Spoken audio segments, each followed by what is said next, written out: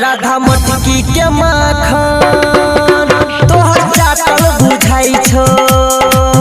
राधा मटकी के माखन तोहर चाटल बुझाई छो। खाल पियल दांत काटल बुझाई छो।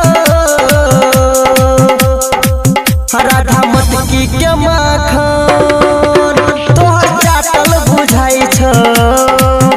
राधा मटकी के माखन तोहर चाटल बुझाई छो।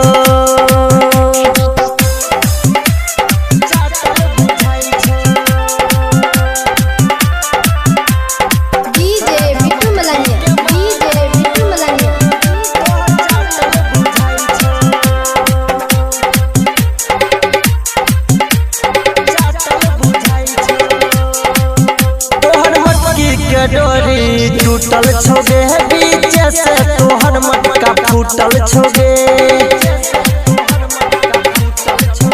तोहर मटकी के डोरी टूटल छोगे बीच से तोहर मटका फूटल छोगे।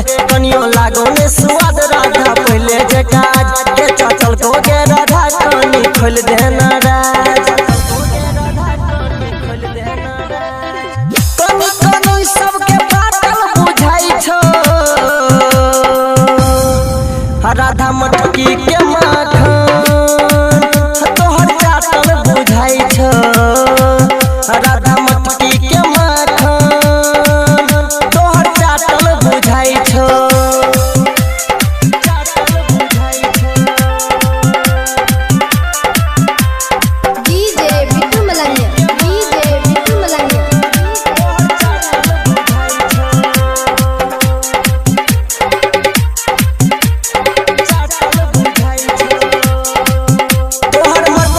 टप टप चुबै छो माखन खाए के हमरा ने करे छो मन।